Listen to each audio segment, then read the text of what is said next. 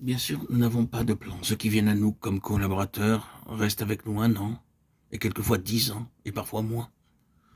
Nous ne fixons pas de période. Nous les gardons et lorsque nous voyons qu'ils sont mûrs et prêts et peuvent être envoyés pour remplir un ministère, alors nous reconnaissons que Dieu les a appelés. Quelques-uns s'en vont pour des raisons diverses. Nous ne les forçons pas. Nous laissons plutôt l'initiative à l'individu, ceux qui choisissent de travailler avec nous de leur propre gré et désirent être éprouvés, demeurent avec nous. Ils sont engagés dans le travail en plein air, les réunions de maison, le travail d'évangélisation, et par ces moyens, nous découvrons quelles sont leurs aptitudes et leurs dons propres. Il vient à nous des gens si différents.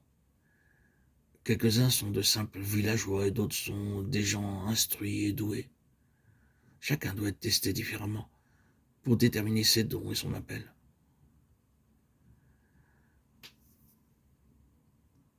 La pleine autorité doit être donnée au Saint-Esprit. Lorsqu'il travaille, vous découvrirez que ces différents dons et talents fonctionnent en union et en unité. Nous vous assurons que lorsqu'il y a une action de n'importe quel genre, le Saint-Esprit en prend soin.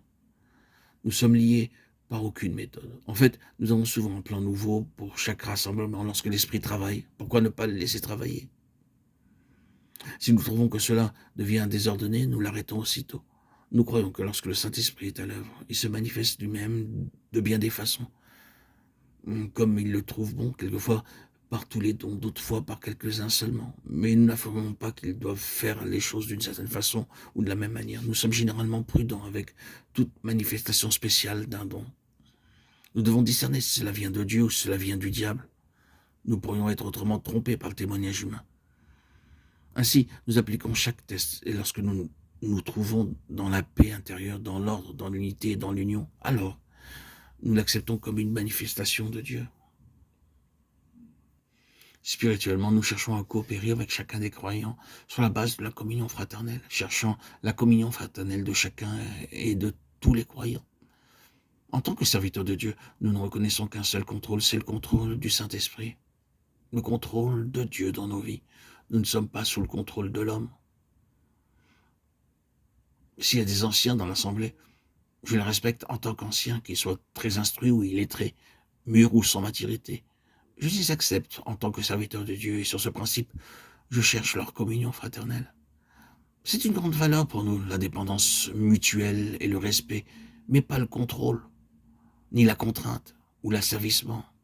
Maintenant, si vous sentez que Dieu ne vous a pas donné cette ligne de conduite ou ce modèle, attendez simplement. Il n'est pas nécessaire d'être impatient.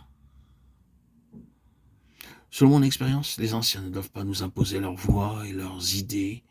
Une fois que nous avons reconnu qu'ils ont été appelés par Dieu pour être anciens, c'est une joie et un privilège d'avoir la communion fraternelle avec eux et de travailler avec eux.